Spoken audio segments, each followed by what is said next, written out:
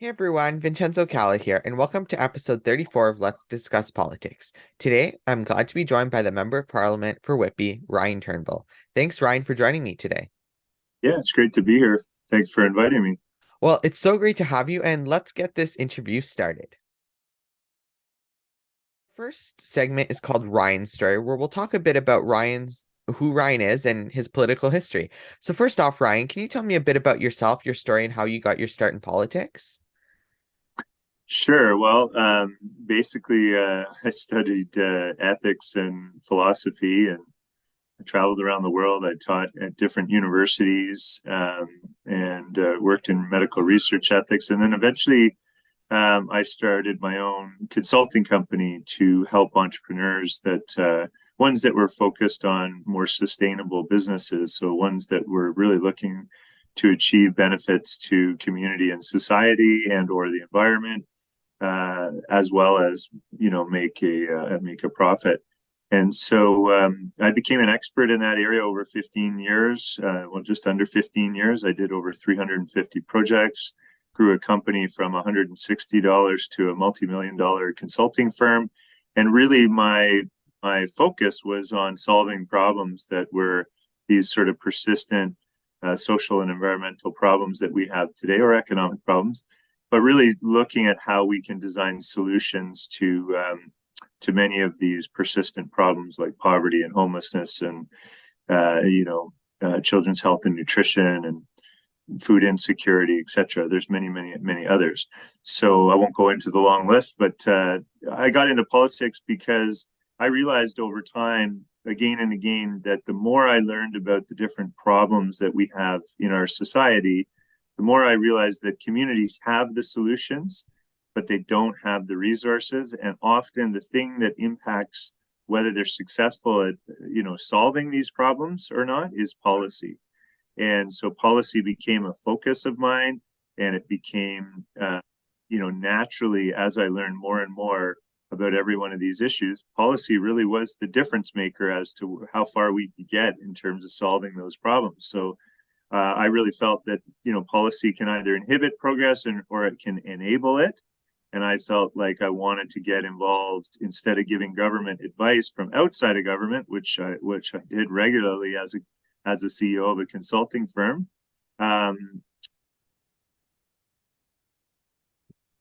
Politics, I could actually make a difference. So on that now, so you first ran in 2019 for Whitby, and I wanted to ask you, why did you decide to make the decision at that time in 2019 to run in Whitby, to run for the Liberal Party, to run for Member of Parliament? Why everything? Why did you run? So the two main things, there was a real positive motivator and a real negative motivator. And I had worked very closely with the Ontario government for some time on Community Hub Secretariat, which was an initiative of the previous Liberal leadership, so Kathleen Wynne's government. And the work was incredible. It was really empowering communities to create hubs, which would host or offer social services in a unique single place and really integrate those services in a way that would be more beneficial to users of social or other kinds of social and community services. And so those hubs and supporting them was a big area of focus of mine. And when the new Conservative government got into power in Ontario, they quickly axed that whole secretariat and really just got rid of the whole initiative. And so all the work that had happened, even though it was really good for communities, was just basically thrown in the wastebasket. That really bothered me. It bothered me to the extent that I had worked so hard on this. It wasn't about me. Like I put my hard work into lots of things that I believe in, but just the fact that it could be so beneficial to communities across Ontario, and to just have it be thrown out because it was not that government's initiative. I mean, to me, that's just partisanship before public benefit, and I don't believe that that's right. So that was the negative motivator. The positive motivator was that I saw at the federal level, a party that I thought was really tackling the big issues that most of the work that I had done was trying to tackle. So they had done years of consultation to, launch the first ever national housing strategy, which was, the federal government hadn't invested in housing in over 30 years.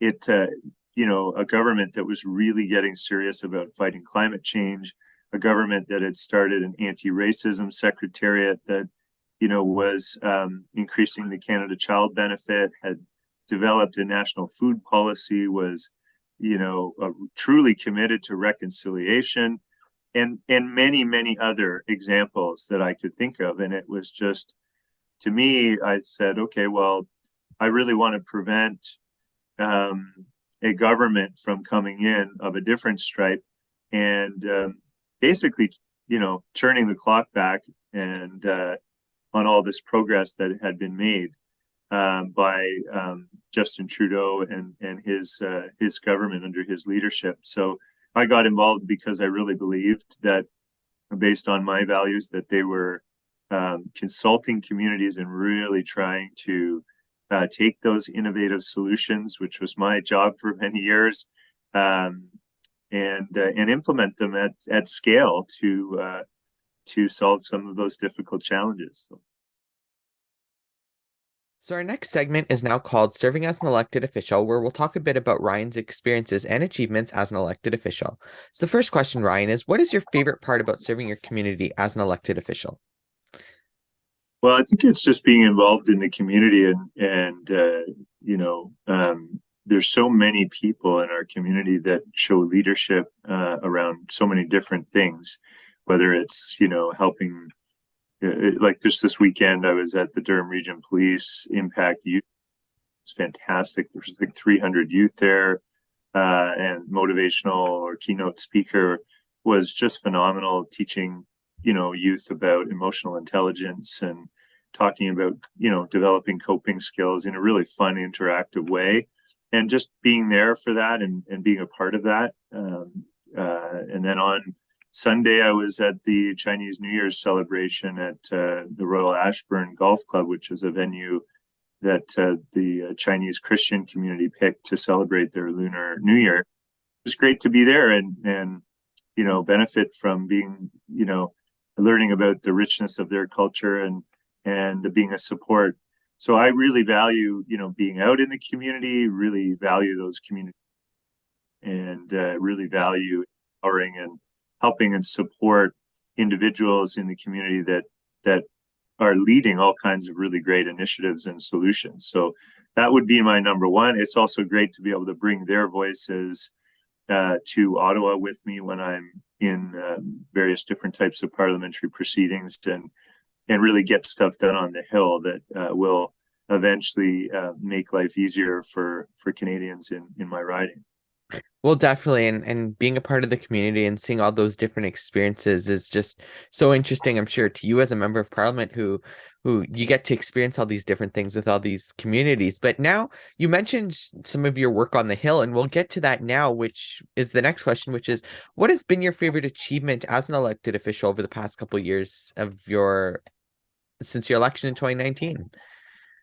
Well, there's a few really big ones on the Hill that I'm really proud of. One of them is getting $755 million in the federal budget for the Social Finance Fund, which really helps, and it leverages private capital. So it's not just government money flowing out, but it's government money being used to leverage more private investment into these kinds of socially responsible and environmentally responsible businesses that I was describing earlier. That was my entire career, was working with those businesses. So I really brought that focus with me. We have, just as an example, we have, the Abilities Center here in Whitby. We have Melly's Place and Cafe, which just opened up. Both are serving people with disabilities, and they empowering those individuals, giving them work opportunities, et cetera, et cetera. And a sort of organization that's got a social purpose and but generates revenue and really has a business model. It's an entrepreneurial organization that's really generating all kinds of value for different groups in our community that may be vulnerable or marginalized in some way. And to me, giving them investment like loans that are in favorable terms can really help them grow. And when they grow, they scale the impact that they have. So there's thousands of these types of businesses across Canada. I'm well aware because I worked with many of them for many years. And, there's national statistics on this that can be accessed. And, so I advocated with a caucus that I started, I initiated and led that caucus, and we got this major investment. The fund should be launched in the next couple of months. And it's a really exciting moment because it'll mean 10 years of recycled capital that will keep going out and being lent to these types of enterprises to help them grow and to help them create more impact, which is what they're founded on, this desire to create a positive impact in communities. So, and there's so many different types of them. They address, food insecurity and housing affordability, and possibly imagine there's a social enterprise or social innovation that's trying to tackle that problem in a unique and meaningful way. So to get them, financing for at that scale at a national level is a really big deal. I also was able to get the something else which I'm quite passionate about, which is called sustainable public procurement, in the for two of the ministers in the last federal budget. And that's a really big deal as well. And what that means, just to break that down, the federal government spends between 10 and $20 billion a year on goods and services. And they award contracts based on the normal, it's through a competitive process, through public tenders. And, we have all kinds of proponents that compete on those contracts. And we usually evaluate them. The government usually evaluates them based on quality, the credibility of the company, there's a bunch of things like references, etc. There's a bunch of things that would be considered. What's not considered often are whether that company is employing a diverse group of people, whether it is itself purchasing in a socially and environmentally responsible manner, whether it's done anything to green its operations, et cetera, et cetera. So basically what I want to do is integrate sustainable thinking into the way that government awards contracts and makes purchasing decisions, because it's one of the biggest, if not the biggest, buyer of goods and services in the entire country. And on the one hand, we're saying we want to fight climate change and address all these social issues. But on the other hand, we're spending money in a way that doesn't truly look at how we can get social and environmental outcomes out of those dollars in terms of purchasing. So an example is Chandos here is a company, construction company that built or worked on Thermia Spa, which went into Whitby.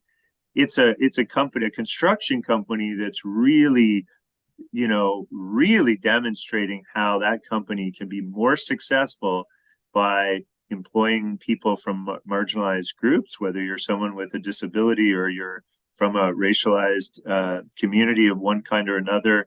And it's, really addressing the environmental footprint or the carbon footprint of the company in many ways.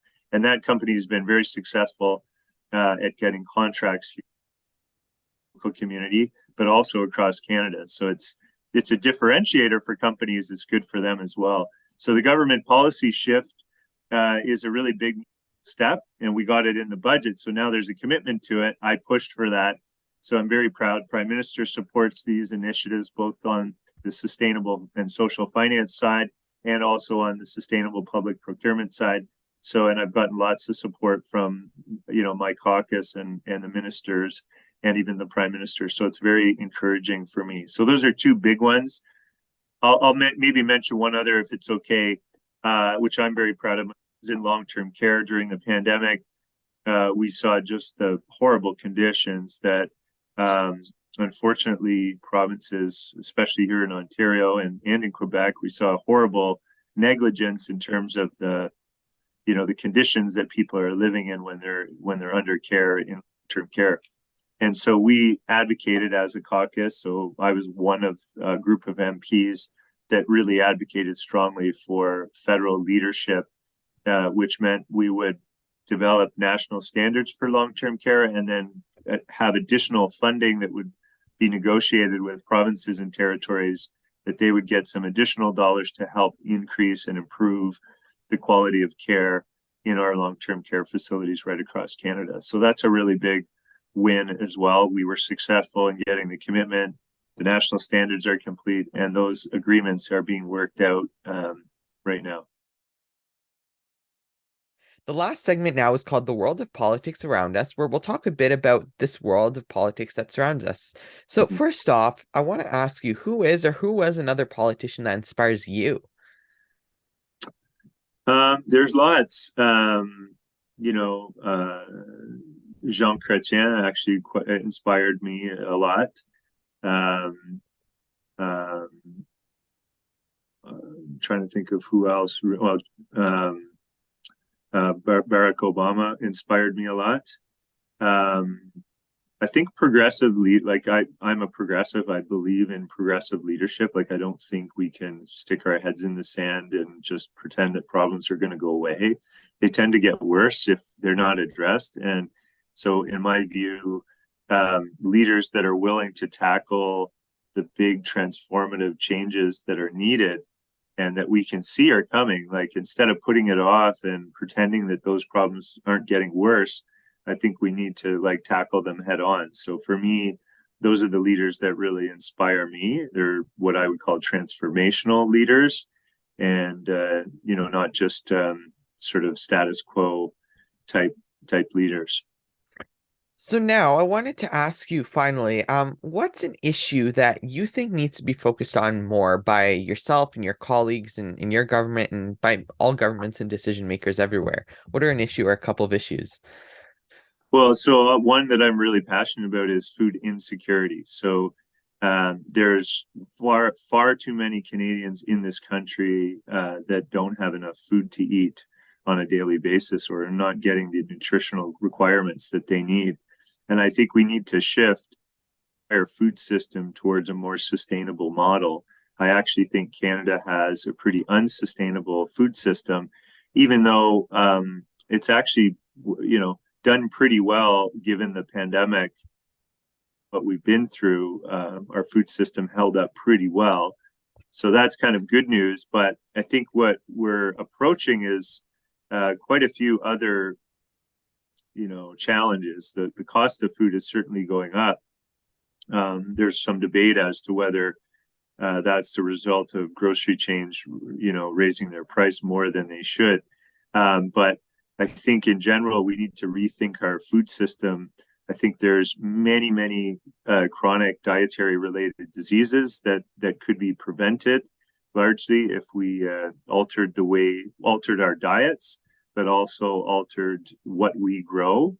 Right now, we grow a lot of food that is for export or for cattle feed. And I don't think that that's a sustainable model. We have a highly industrialized model of food production in this country. A lot of the food is for export. I think we could benefit dramatically from focusing on more sustainable methods for growing food, but also focusing on regional and local, really hyper-local food systems and developing the infrastructure at a community scale, like local food hubs and community gardens, and growing food on balconies and rooftops. And there's many different ways to grow food and make healthy local food more accessible and more affordable. And I think we need to really look at that. So I'm pushing for that. I'm on the Agriculture and Agri-Food Standing Committee. I push that every single day that I'm on there. And I have many ideas about how we can address that issue.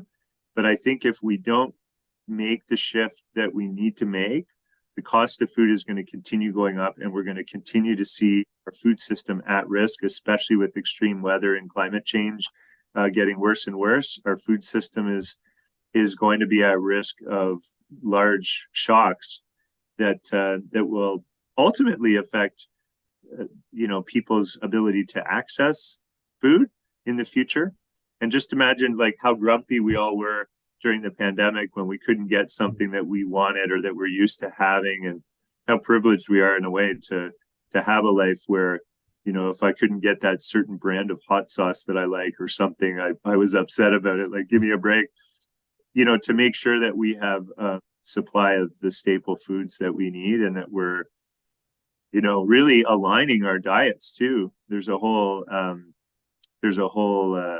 A lot of research on what's called sustainable diets. And if we shifted our consumption patterns to eat in a more healthy way, this would feel better. We'd be more energetic. We'd be healthier in general. And we'd also change the way we grow food, because we grow food to supply those dietary preferences, which is kind of interesting. So that's a different way to look at it. But I think ultimately there should be no Canadian in Canada that goes hungry. And we have one of the richest, most fertile, countries in the world to produce food, and we should. It's good for the environment and really good for the people, i.e., there shouldn't be anybody going without the nutrients that they need. That is all for today. Thank you, Ryan, so much for joining me. Yeah, my pleasure. Really a pleasure to talk to you. Great interview format. Really felt good about it. So yeah, appreciate you inviting me. Well, it was so great having you. And if you like this interview, make sure to go check out our other part, Top 10, on Instagram. If you're watching this at the date of the premiere, it's going to be coming out on Friday. So to stay updated, make sure to follow me on Twitter, Facebook, Instagram, and TikTok at VC Productions 25. Check out my website, vincenzocalla.com, and make sure to like, subscribe, and choose to get notifications here on YouTube. Let's Discuss Politics is a VCalla production. So until the next video, I'm Vincenzo Calla, signing out.